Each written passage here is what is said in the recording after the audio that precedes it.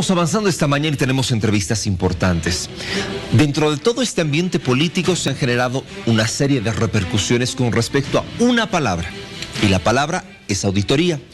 ¿Qué dice Comunidad Ciudadana? ¿Qué responde el gobierno? ¿Existe la probabilidad de que esto se pueda llevar adelante en consenso entre ambas partes? Y me refiero específicamente al movimiento del socialismo y Comunidad Ciudadana. ¿Habrá la posibilidad? Hoy quiero agradecer la presencia de Edwin Herrera, vocero de Comunidad Ciudadana, que nos acompaña. Edwin, ¿cómo le va? Bienvenido. Héctor, muy buenos días. Un saludo enorme a la audiencia de Bolivisión. Hay algo que a nosotros nos ha llamado la atención y quiero iniciar esta entrevista con esto.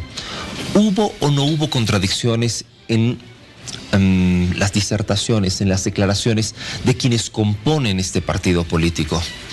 Con absoluta claridad. No hubo en ningún instante ninguna contradicción respecto de este tema.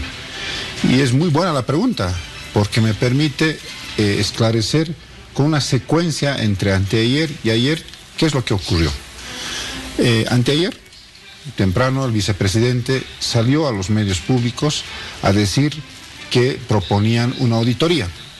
Pero era una auditoría simple, llana, como ocurre comúnmente en los marcos de las leyes bolivianas, que es una auditoría que no revisa los hechos producidos, sino se establecen responsabilidades y sobre eso se señalan sanciones, pueden ser administrativas, civiles o penales. No decía una auditoría de carácter vinculante, integral, internacional, era una auditoría.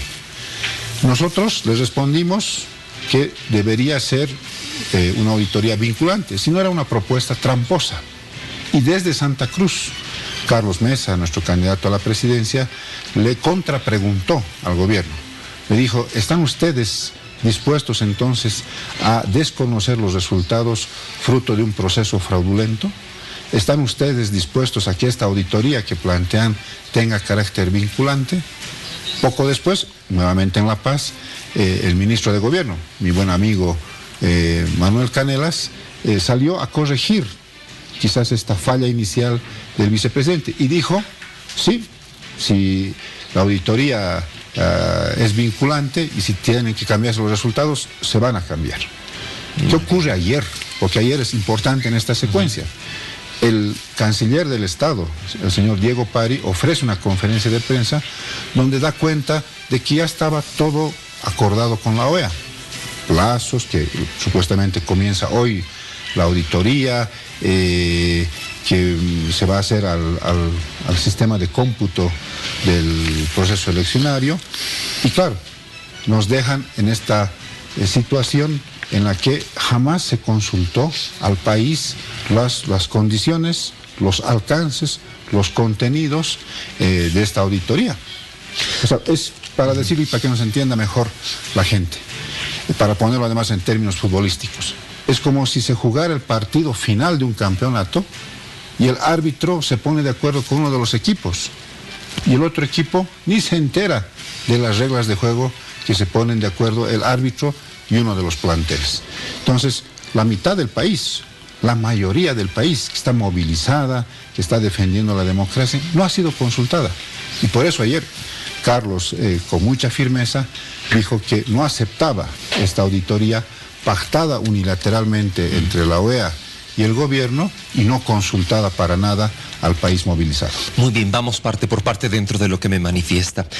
Primero se ha realizado una retrospectiva cuando sale el ministro de Comunicación a manifestar lo que había pasado. Hace una recopilación de los hechos. No sé si tenemos alguna parte, señor director, para mostrar un poco de lo que él manifestaba cuando comienza a presentar cada una de las declaraciones de quienes componen Comunidad Ciudadana. Si le parece, por favor, escuchemos un poco. Decisión de los votantes. No da pruebas de... Además, sorprende que se observe el comunicado de Comunidad Ciudadana. Hacía todo lo dicho antes y desde luego desahucia un poco o mucho las expectativas y la esperanza que tenemos todos de encontrarle solución al problema que tenemos. No vamos a dejar de pensar diferente, lo que necesitamos es empezar a encontrar algunos caminos que solucionen los problemas que tenemos y que desde luego procuren y ayuden a bajar la animosidad y el clima de violencia que se da en algunas de nuestras capitales desafortunadamente.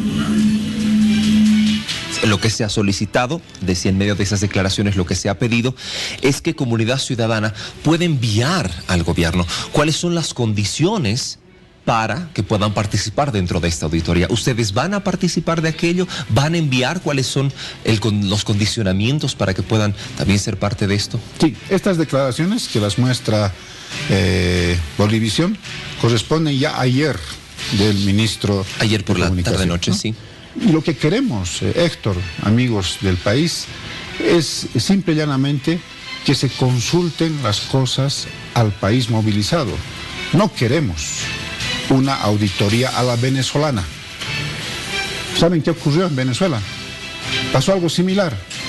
Maduro se impuso de manera vergonzosa en la última elección venezolana. La OEA entró con una auditoría y hasta el día de hoy sigue la auditoría.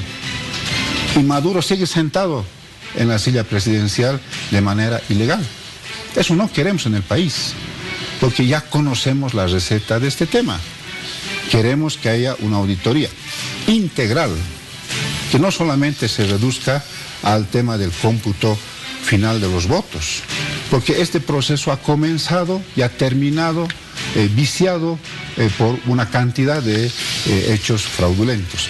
Queremos una auditoría que sea vinculante, que cause efecto sobre las partes, en este caso el oficialismo y la oposición. Que si se evidencia, si se confirma el fraude, tengamos que ir a otras elecciones con un nuevo Tribunal Supremo Electoral. Queremos una auditoría verdaderamente internacional, con peritos y con veedores de las partes. Entonces, no queremos una auditoría a la venezolana que, como ocurre en nuestro hermano país, sigue hasta el momento sin ningún resultado y más bien ha terminado convalidando el gobierno tiránico de Nicolás Maduro. El hecho de manifestar a través de las declaraciones de don Carlos Mesa que esto puede llegar a ser unilateral, hablando de específicamente entre lo que podría suceder con la Organización de Estados Americanos y el gobierno boliviano, es muy delicado, además por las declaraciones que ahora hace. La pregunta es, ¿quién entonces debería realizar esta auditoría si no es la Organización de Estados Americanos? ¿A quiénes podrían proponer? Hay varias maneras y estamos con la obligación, con la responsabilidad de encontrar una salida política a esta crisis democrática e institucional que vive el país. Van a ser expertos y tienen que ser expertos de la OEA, pero también hay expertos de la Unión Europea. ¿Por qué no abrir la posibilidad de que expertos de otros países también sean parte de esta auditoría, que sea vinculante, que sea integral, que sea internacional y que tenga como objetivo el ver si se confirma el fraude, establecer unas nuevas elecciones? No debería estar cerrado únicamente al ámbito de la OEA. Acaba de decirme establecer nuevas elecciones y es lo que quiero preguntarle. ¿Anular todo el proceso electoral o ir a segunda vuelta? Creemos en Comunidad Ciudadana que todo el proceso es una suerte de cadena con eslabones fraudulentos. Se ha habilitado a un binomio inconstitucional. Se ha dicho que las primarias iban a ser vinculantes y que los binomios no podían cambiar de integrantes y resulta que en medio del camino flexibilizan. Se han cometido horrores en el TREP.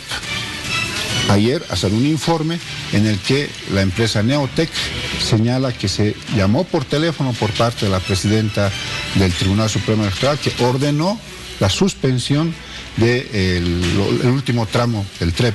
Incluso se dice en ese informe que se cortó las líneas de internet, se cortó hasta la luz para evitar que siga este sistema de conteo rápido. Se conoce ahora estos fraudes que se han cometido en el cómputo final, y cambiando los cómputos, utilizando los bolsones de votantes ausentes, donde parece que también hay personas fallecidas, y finalmente el último eslabón fraudulento de esta cadena inconstitucional, ilegal, es que el Tribunal Supremo Electoral convalida mesas anuladas por el Tribunal del Beni. Entonces, integralmente, es todo un proceso mal hecho y por tanto, lo que correspondería es que se lleven a cabo nuevas elecciones con un nuevo Tribunal Supremo Electoral, porque el que tenemos realmente carece de toda credibilidad. Ahora, ¿qué pasa con el tema del TREP? Mucho se ha hablado de esto y es vinculante vale que los datos del TREP que se han ido presentando y después se han interrumpido sean presentados como una muestra por parte de Comunidad Ciudadana como un tema de fraude?